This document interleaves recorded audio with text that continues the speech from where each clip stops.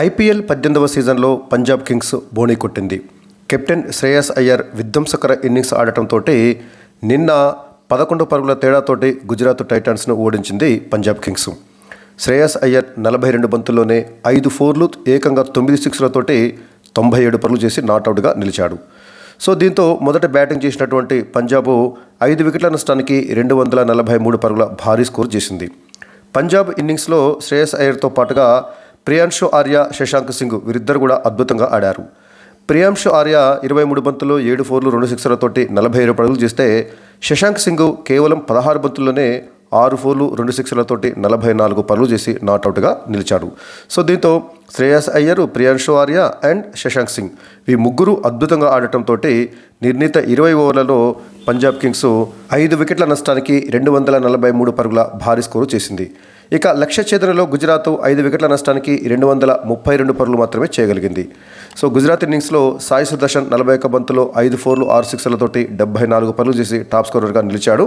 ఆ తర్వాత Jos Buttler 33 బంతుల్లో 4 ఫోర్లు 2 సిక్సర్లతోటి 54 పరుగులు, షఫానీ రుత్తర్ఫోర్డ్ 28 బంతుల్లో 4 ఫోర్లు 3 సిక్సర్లతోటి 46 పరుగులు చేసినప్పటికీ ఫలితం లేకపోయింది.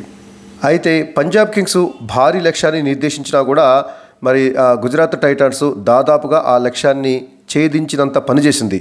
చివరికి 11 పరుగుల స్వల్ప తేడాతోటి ఓడిపోయింది గుజరాత్ టైటాన్స్.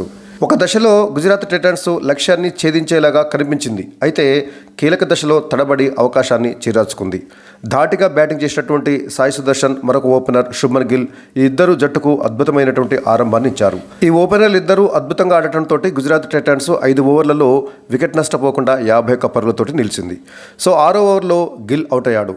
14 బంతుల్లో 2 ఫోర్లు 3 సిక్స్లతోటి 33 పరుగులు చేసినటువంటి శుభ్మన్ గిల్ అవుట్ అయ్యాడు. అయితే ఆ తర్వాత సుదర్శన్ ధాటైనటువంటి బ్యాటింగ్ను కొనసాగించాడు. సాధికారికమైనటువంటి షాట్లతోటి అలరించాడు సాయి సుదర్శన్. 31 బంతుల్లో తన హాఫ్ సెంచరీని పూర్తి చేసుకున్నాడు. మరోవైపు జోస్ బట్లర్ కూడా బ్యాట్ జులిపించడంతో గుజరాత్ 12 ఓవర్లలో 1 వికెట్ నష్టానికి 138 పరుగులు చేసి బలమైనటువంటి స్థితిలో నిలిచింది. కానీ ఆ తర్వాత ఓవర్లో అంటే 13వ ఓవర్లో సాయి సుదర్శన్ను హర్షదీప్ అవుట్ చేయడంతో మ్యాచ్ మలుపు తిరిగింది. పంజాబ్ పోటీలోకి వచ్చింది. స్టాయినిస్ ఓవర్లో ఇంపాక్ట్ ప్లేయర్ షఫానీ రుత్తర్ఫోర్డ్ 2 సిక్స్లు 4లు కొట్టినప్పటికీ వైశాఖ్ యాన్సెస్ తెలివిగా స్టంప్స్కు దూరంగా బంతులేస్తూ పరుగులను కట్టడి చేయడంతో గుజరాత్ పైన ఒత్తిడి పెరిగింది. ఇక బట్లర్ క్రీజ్లో ఉన్నప్పటికీ 15, 16, 17 అంటే ఈ 3 ఓవర్లలో కేవలం 18 పరుగులు మాత్రమే రావడంతో టైటాన్స్ సాధించాల్సినటువంటి రన్ రేటు బాగా పెరిగిపోయింది. ఆఖరి 3 ఓవర్లలో 57 పరుగులు చేయాల్సినటువంటి పరిస్థితి వచ్చింది. 18వ ఓవర్లో యాన్సన్ 12 పరుగులు ఇచ్చి బట్లర్ను అవుట్ చేయగా ఆ తర్వాతి ఓవర్లో వైశాఖ్ 18 పరుగులు ఇచ్చాడు. ఇక ఆఖరి ఓవర్లో గుజరాత్కు 27 పరుగులు అవసరమయ్యాయి. హర్షదీప్ సింగ్ ఆ జట్టుకు సంచలనం సృష్టించేటటువంటి అవకాశం ఇవ్వలేదు.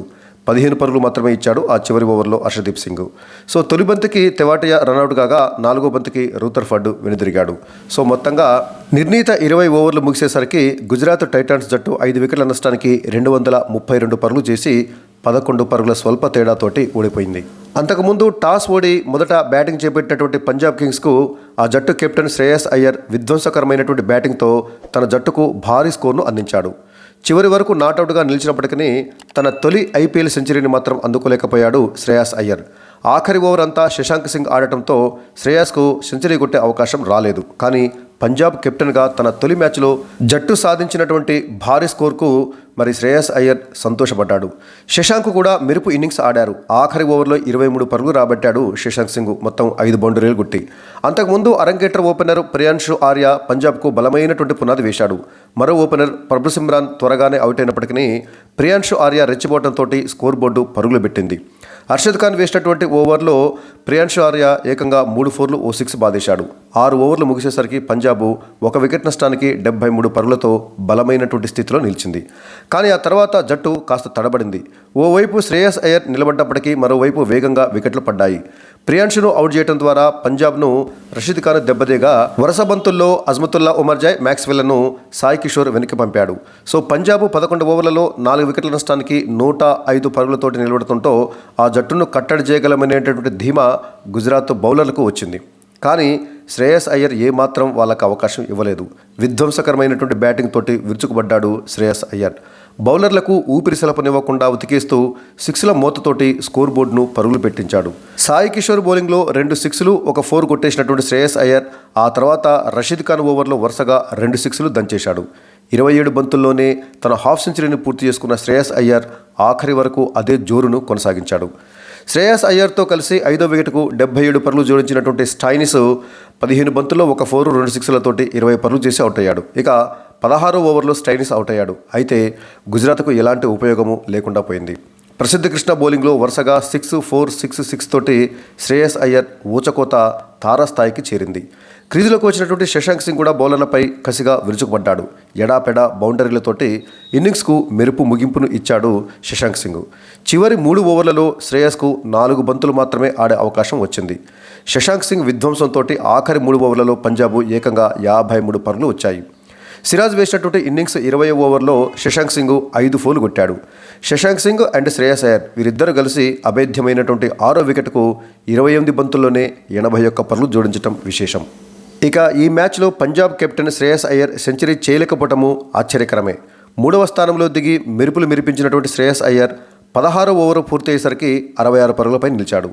అయితే ప్రసిద్ధ కృష్ణ వేసినటువంటి ఆ తర్వాత ఓవర్లో అంటే 17వ ఓవర్లో శ్రేయస్ అయ్యర్ రెచ్చిపోయాడు. వరుసగా 6, 4, 6, 6 బాదేసి మొత్తంగా 3 ఓవర్లు ఇంకా మిగిలి ఉండగానే 90లలోకి వచ్చేశాడు శ్రేయస్ అయ్యర్.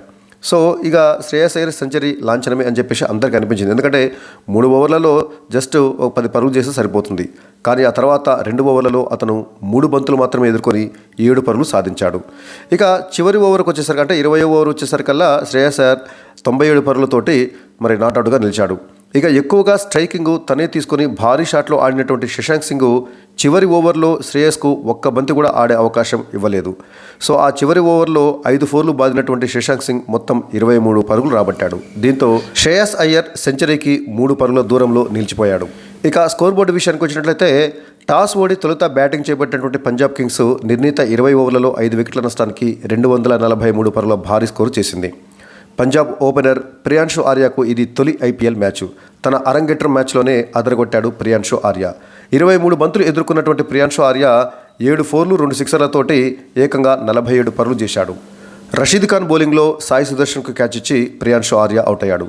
ఇక మరొక ఓపెనర్ ప్రభుసిమ్రన్ పెద్దగా ఆడలేకపోయాడు. 8 బంతులు ఎదుర్కొన్నటువంటి ప్రభుసిమ్రన్ ఒక 4 తోటి 5 పరుగులు మాత్రమే చేసి రబాడా బౌలింగ్లో అర్షద్ ఖాన్కి క్యాచ్ ఇచ్చి అవుట్ అయ్యాడు.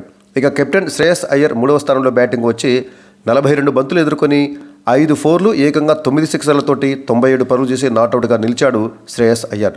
4వ స్థానంలో బ్యాటింగ్ వచ్చినటువంటి అజ్మతుల్లా ఉమర్జాయ్ 15 బంతులు ఎదుర్కొని 2 ఫోర్లు 1 సిక్సర్ తోటి 16 పరుగులు చేసి సాయి కిషోర్ బౌలింగ్లో అర్షద్ ఖాన్కి క్యాచ్ ఇచ్చి అవుట్ అయ్యాడు. ఇక గ్లెన్ మ్యాక్స్వెల్ ఐపీఎల్లో తన పూర్ పెర్ఫార్మెన్స్ని కొనసాగించాడు. ఆస్ట్రేలియా తరపున ఆడుతూ అద్భుతాలు సృష్టిస్తున్నటువంటి మ్యాక్స్వెల్ ఐపీఎల్లో మాత్రము మరి డకౌట్లతోటి రికార్డు సృష్టించాడు. తను ఎదుర్కొన్నటువంటి తొలి బంతికే సాయి కిషోర్ బౌలింగ్లో ఎల్బీడబ్ల్యూగా అవుట్ అయ్యాడు మ్యాక్స్వెల్. సో ఐపీఎల్లో 19వ సారి డక్అవుట్ అయినటువంటి మ్యాక్స్వెల్ ఐపీఎల్ చరిత్రలో అత్యధిక సార్లు డక్అవుట్ అయినటువంటి బ్యాటర్గా రికార్డులకు ఎక్కాడు మ్యాక్స్వెల్. ఇక స్టాయినిస్ 15 బంతులు ఎదుర్కొని ఒక 4, 2 సిక్సర్లతోటి 20 పరుగులు చేసి సాయి కిషోర్ బౌలింగ్లో అర్షద్ ఖాన్కు క్యాచ్ ఇచ్చి అవుట్ అయ్యాడు.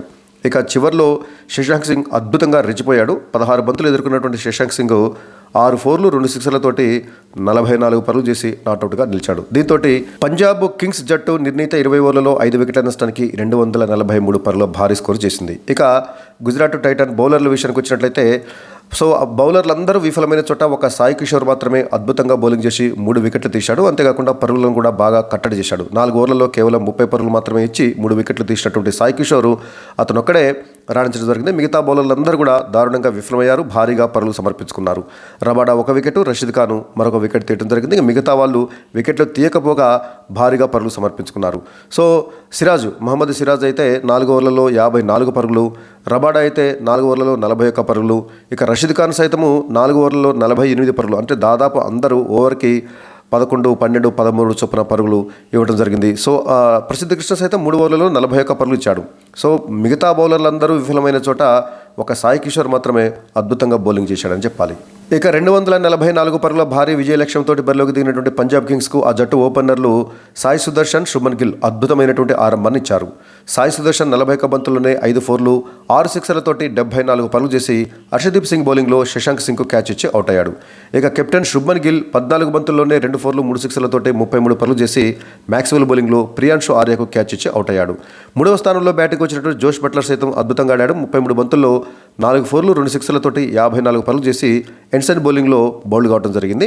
ఇక రూథర్ఫర్డ్ 28 బంతులు ఎదుర్కొని 4 ఫోర్లు 3 సిక్సర్లతోటి 46 పరుగులు చేసి హర్షదీప్ సింగ్ బౌలింగ్లో బౌల్డ్ అయ్యాడు. సో మొదటి 4 బ్యాటర్లు కూడా అంటే గుజరాత్ టైటాన్స్లో సాయి సుదర్శన్ కానీ, శుభ్మన్ గిల్ కానీ, జోస్ బట్లర్ కానీ, రూథర్ఫర్డ్ కానీ అందరూ కూడా అద్భుతంగా రాణించారు. అయితే కీలకమైనటువంటి సమయంలో వేగంగా పరుగులు సాధించడంలో మాత్రము విఫలం కావడం జరిగింది. సో జోస్ బట్లర్ ఉన్నప్పటికీ కూడా అతడు చివరిలో వేగంగా ఆడలేకపోయారు.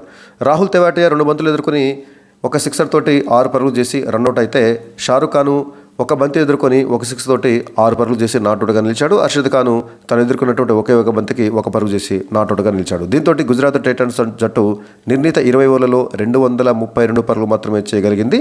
దీంతో 11 పరుగుల తేడాతోటి గుజరాత్ టైటన్స్ ఓటమి పాలైంది. ఇక పంజాబ్ బౌలర్ల విషయానికి వచ్చినట్లయితే హర్షదీప్ సింగ్ పర్వాలేదు, మంచి బౌలింగ్ వేశాడు. 2 వికెట్లు తీయటమే కాకుండా 4 ఓవర్లలో 36 పరుగులు, అంటే ఓవర్కి 10కి లోపు పరుగులు ఇస్తే మంచిగా బౌలింగ్ వేసినట్టుగానే చెప్పుకోవాలి. ఎందుకంటే భారీ స్కోర్లు నమోదైనటువంటి ఈ మ్యాచ్లో 10 లోపు ఓవర్కి సగటున 10 లోపు పరుగులు ఇస్తే అది మంచి బౌలింగ్ వేసినట్టు చెప్పుకోవాలి. ఆ లెక్కను చూసినట్టయితే హర్షదీప్ సింగ్ కానీ, ఆ తర్వాత విజయ్ కుమార్ వైశాఖ్ కానీ వీరిద్దరూ చక్కగా బౌలింగ్ వేసి పరుగులను నియంత్రించారు. అయితే మార్కస్ స్టైనిస్ కానీ, ఆ తర్వాత యుజ్వేంద్ర చాహల్ కానీ, తర్వాత ఎన్సన్ కానీ, ఇంకా అజ్మతుల్లా ఉమర్జా కానీ వీళ్ళందరూ కూడా భారీగానే పరుగు సమర్పించుకున్నారు. మ్యాక్స్వెల్ 2 ఓవర్లలోనే 26 పరుగులు ఇవ్వడం జరిగింది. సో ఏదేమైనప్పటికీ పరుగుల ప్రవాహం, పరుగుల వరద పారినటువంటి ఈ మ్యాచ్లో 11 పరుగుల స్వల్ప తేడాతోటి మరి పంజాబ్ కింగ్స్ విజయం సాధించి ఐపీఎల్లో బోణి కొట్టింది. తన అద్భుతమైనటువంటి బ్యాటింగ్ తోటి 97 పరుగులు చేసి నాట్అవుట్గా నిలిచి సెంచరీ చేసే అవకాశం వచ్చినప్పటికీ మరి శశాంక్ సింగ్కు బ్యాటింగ్ చేసేటువంటి అవకాశం ఇచ్చి సెంచరీని సైతం త్యాగం చేసి జట్టు విజయంలో కీలక పాత్ర పోషించినటువంటి శ్రేయస్ అయ్యర్కు player of the match award లభించింది.